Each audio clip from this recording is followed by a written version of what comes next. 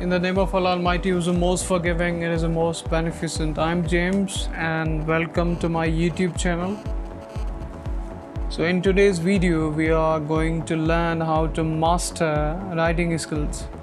आज का जो ये वीडियो है, ये लेक्चर है, ये मैं उर्दू में करने जा रहा हूँ क्योंकि काफ़ी मेरे स्टूडेंट्स थे जिनकी ये रिक्वेस्ट थी कि मैं उर्दू में वीडियोस बनाऊँ क्योंकि वो इंग्लिश डिपार्टमेंट से नहीं हैं।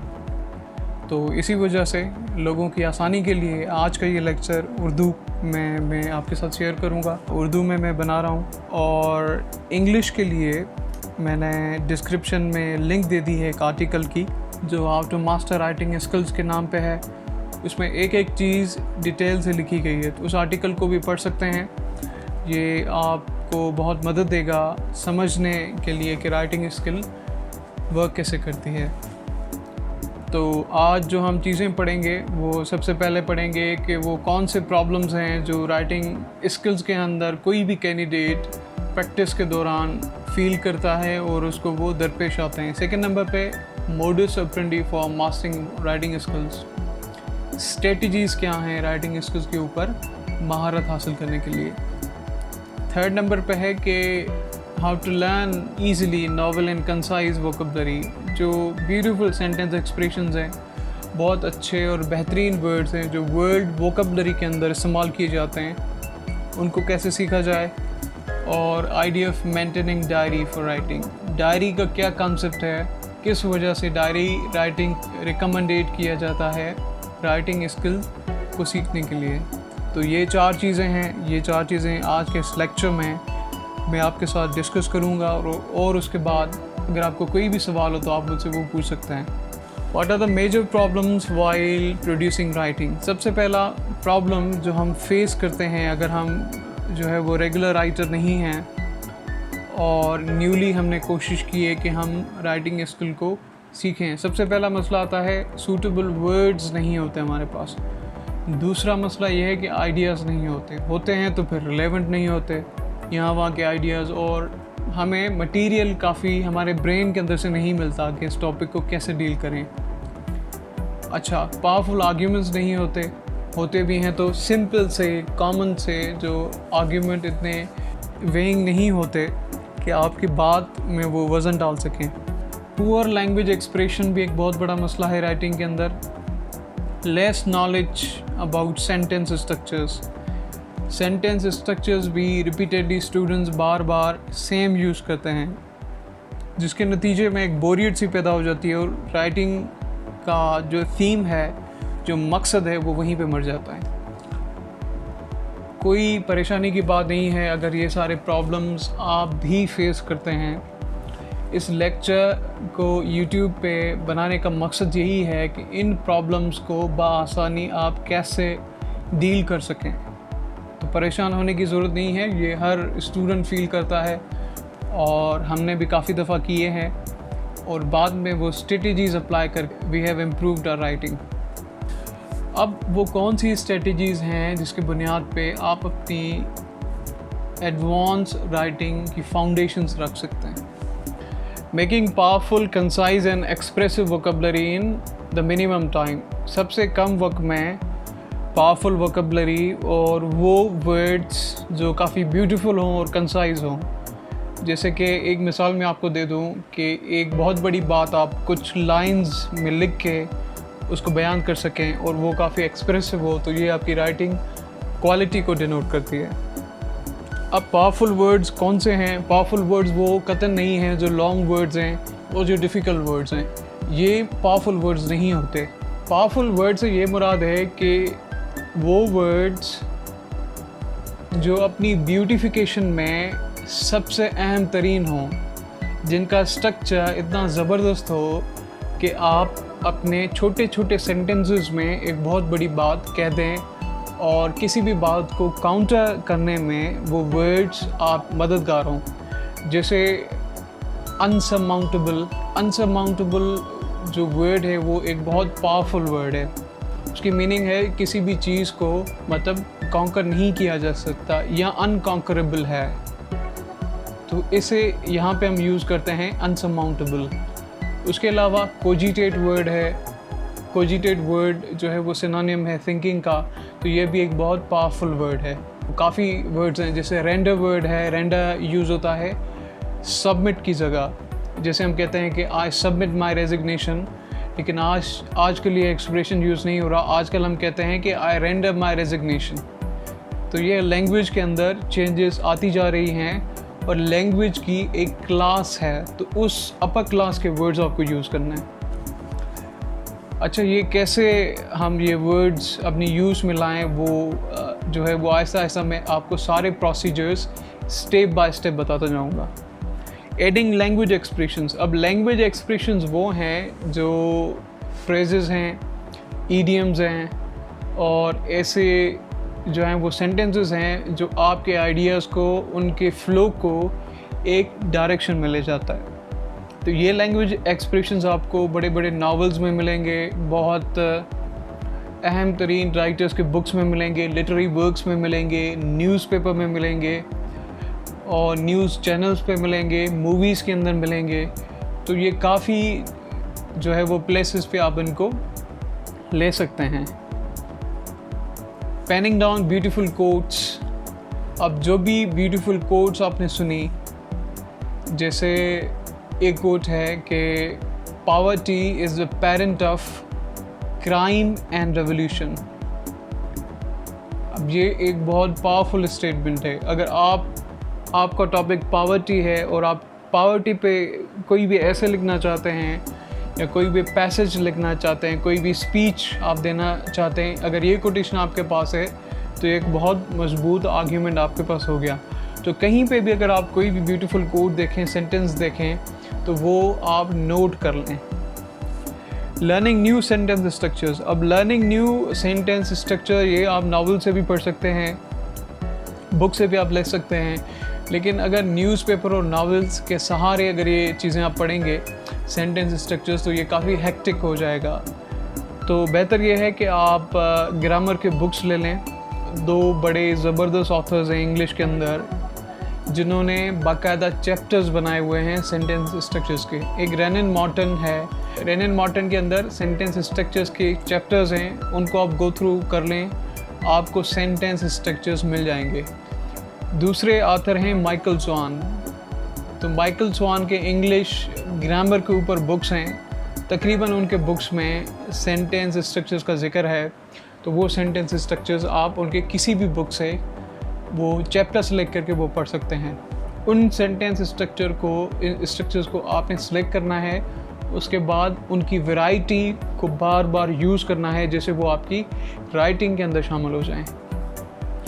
Mastering punctuation marks. Punctuation marks बहुत ही वैल्यूएबल चीज़ है राइटिंग के अंदर, क्योंकि जैसे स्पीकिंग के अंदर आप वर्ड्स को उनकी इंटोनेशन एंड स्ट्रेस के बुनियाद पे उनकी एक्सप्रेशंस को कंट्रोल करते हैं, इसी तरीके से राइटिंग के अंदर जो है वो पंक्चुएशन मार्क्स आपके एक्सप्रेशन को कंट्रोल करती है कि आप कहना क्या चाहते हैं, उसकी शिद्दत क्या है, कौन सा एक्सप्रेशन ज़्यादा स्ट्रेस किस बात पे देता है। तो ये सारी चीज़ें राइटिंग स्किल्स के अंदर होती हैं। कभी कभार हम रॉन्ग पंक्चुएशन मार्क्स इस्तेमाल कर जाते हैं और हमारा जो राइटिंग एक्सप्रेशन है वो काफ़ी वीक बन जाता है। तो उसकी भी एक ये वजह है कि पंक्चुएशन मार्क्स पे भी आपको मास्टरी करनी होगी, और पंक्चुएशन मार्क्स कम से कम आप यूज़ किया करें। ज़्यादा से ज़्यादा करेंगे तो वो एक डाइवर्जेंट हो जाएगी अपने टॉपिक और थीम से, और जो है वो एक सेंटेंस से डिफरेंट मीनिंग्स निकलेंगी। तो बेहतर है कि कम से कम पंक्चुएशन मार्क्स यूज़ करें, और जब आप यूज़ करें तो वो जो है वो मास्टरली उनको इस्तेमाल करें, जैसे परफेक्टली कोई भी एक्सप्रेशन बने और आपकी मीनिंग उसी कॉन्टेक्स्ट में चाहे जिस कॉन्टेक्स्ट में आप कोई बात लिखना चाहते हैं। फ्री राइटिंग प्रैक्टिस है। फ्री राइटिंग प्रैक्टिस बहुत ही अहम एक्सरसाइज है। ये ऐसे है कि जैसे कोई भी एथलीट सुबह सवेरे उठ के जॉगिंग करता है, एक्सरसाइज करता है, सिर्फ इसलिए कि उसकी स्किल्स ज़्यादा पॉलिश हों। तो फ्री राइटिंग एक राइटर के लिए ऐसे ही है जैसे वो प्रैक्टिस करता है। फ्री राइटिंग करना बहुत ही अहम है। फ्री राइटिंग आप नोटबुक पे कर सकते हैं, अपने फ़ोन पे टाइप करके कर सकते हैं, लैपटॉप पे कर सकते हैं, कहीं पे भी, लेकिन फ्री राइटिंग ज़रूर आपकी डेली हैबिट्स का पार्ट होना चाहिए।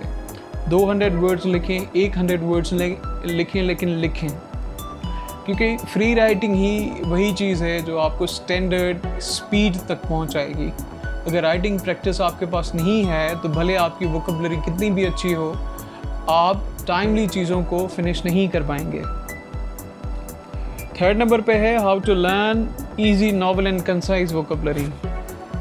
तो पिछले पॉइंट में मैंने आपको बताया कि किस तरीके से हम वर्ड्स को कलेक्ट करें, और अब उनके कुछ सोर्सेज हैं, कुछ डिक्शनरीज़ हैं ऐसी जिनके अंदर से आप जो है वो ये वर्ड्स सीख सकते हैं। डिक्शनरीज़ एक से ज़्यादा आप यूज़ करें, कम से कम 3 डिक्शनरीज़ आप यूज़ करें अगर आप चाहते हैं कि आपकी राइटिंग स्किल एक्सप्रेसिव हो और बाकी जो आपके कॉम्पिटिटर्स हैं, जो आपके फ्रेंड्स हैं, उनसे ज़्यादा बेहतर हो या फिर यूनिक स्टाइल हो। तो फिर आपको एक से ज़्यादा डिक्शनरी यूज़ करनी होगी, क्योंकि हर एक डिक्शनरी का एक अपना इस्तेमाल होता है। जैसे मरियम थिसारस डिक्शनरी के अंदर आपको बहुत ब्यूटीफुल सेंटेंसेस मिलेंगे, सेंटेंस स्ट्रक्चर्स उस डिक्शनरी के अंदर आपको मिलेंगे। Dictionary.com आजकल बहुत यूज़ की जाती है, बड़े बड़े ऑथर्स उसे यूज़ करते हैं। उसके अंदर बहुत ब्यूटीफुल सिनोनिम्स आपको मिलेंगे, मोस्ट पावरफुल सिनोनिम्स आपको मिलेंगे। वो एक ऑनलाइन डिक्शनरी है, आप इसको भी यूज़ कर सकते हैं।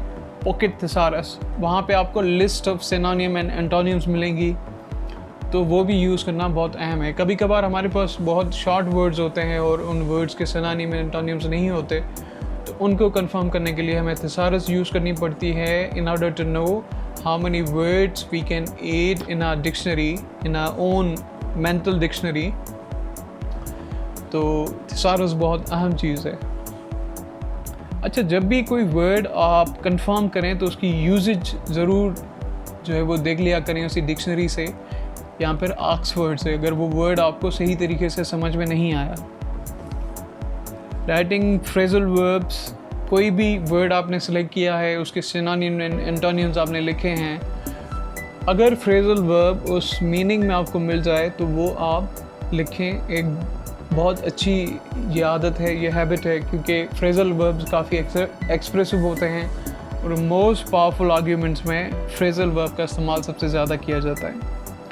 राइटिंग सेंटेंसेस फ्रॉम डिक्शनरीज, ये जो है वो ख़ास करके पॉइंट मैंने इस वजह से ऐड की है क्योंकि मरियम वेबस्टर के अंदर जब भी आप कोई वर्ड देखेंगे तो उसी टाइप के, उसी कॉन्टेक्स्ट में 2 से 3 सेंटेंस स्ट्रक्चर्स डिफरेंटली इस डिक्शनरी में यूज्ड हैं। वो एक अच्छा एक्सप्रेशन डेवलप करते हैं आपकी राइटिंग के अंदर। तो ये चीज़ें आप सारी करें।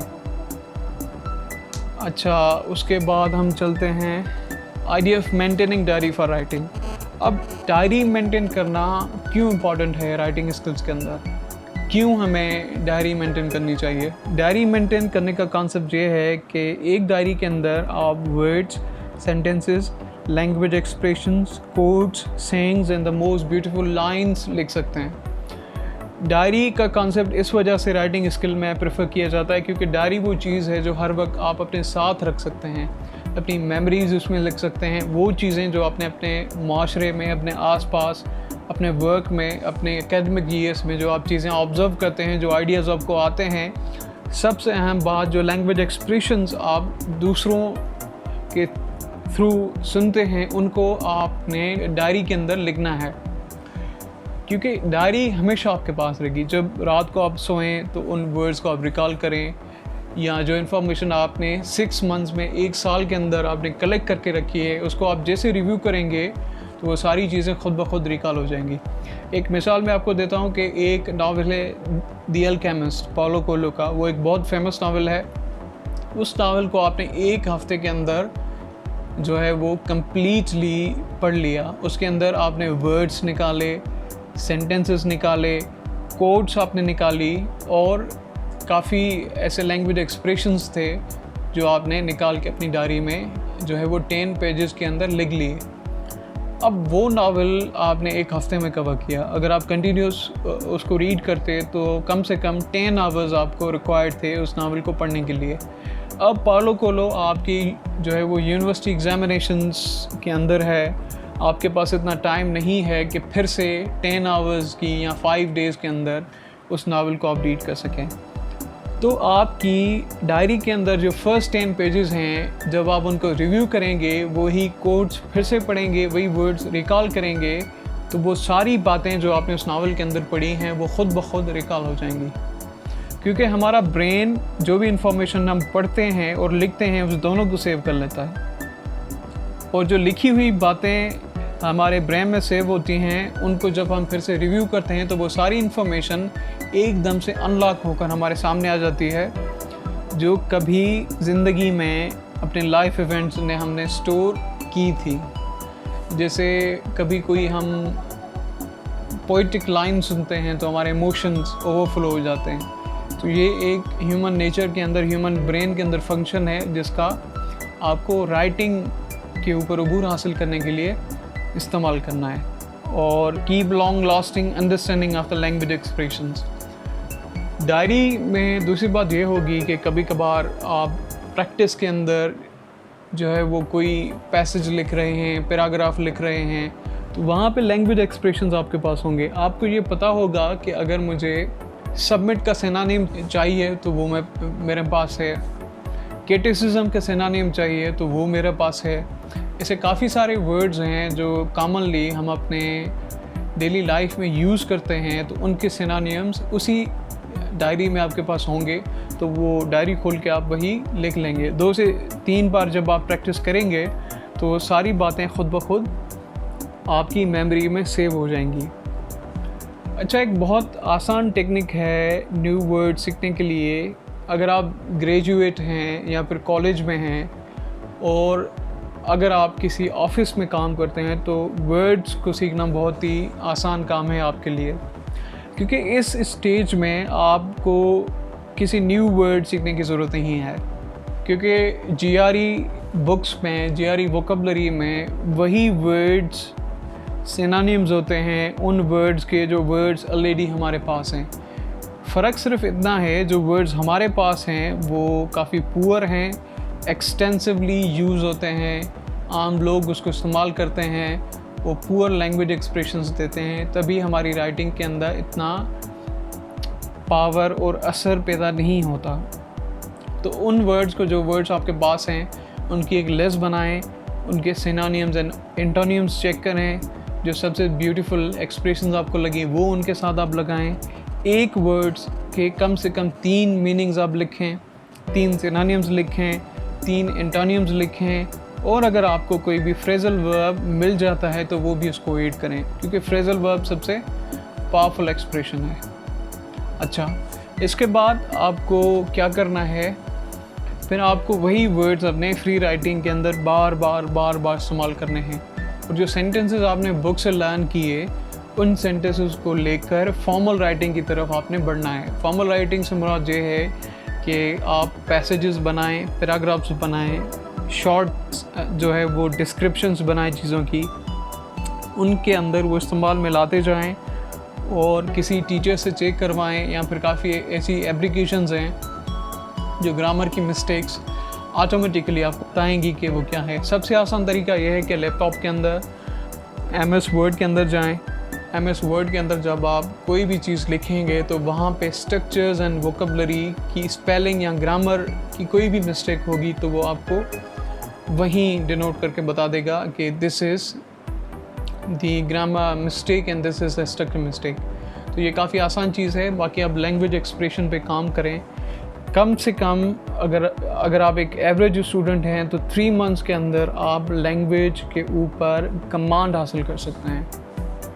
अगर आपके पास इतना टाइम नहीं है और राइटिंग को आप आहिस्ता आहिस्ता से इम्प्रूव करना चाहते हैं तो 6 मंथ्स के अंदर आप राइटिंग के ऊपर मास्टरी हासिल कर सकते हैं। और मास्टरी का मतलब ये है कि 1 आवर में आप 1000 वर्ड्स प्रोड्यूस करेंगे। आप अपने एग्जामिनेशंस में या कभी भी आप किसी भी सेटिंग में, किसी भी फॉर्मल सेटिंग में कभी भी आप राइटिंग करें तो ये स्टैंडर्ड स्पीड है दुनिया के अंदर एवरेज मास्टर राइटर्स की। जो एडवांस लेवल पे हैं वो 1200 and 1400 वर्ड्स पर आवर पे भी लिख सकते हैं। तो आई होप आपको ये वीडियो पसंद आया होगा। अगर आपको कोई भी सवाल इस लेक्चर के मतलब है तो आप मुझसे पूछ सकते हैं और कमेंट बॉक्स में आप उस क्वेश्चन को लिख सकते हैं, जिससे मैं आपको अगले वीडियो में उन सवालात का जवाब दे सकूं। Thank you so much.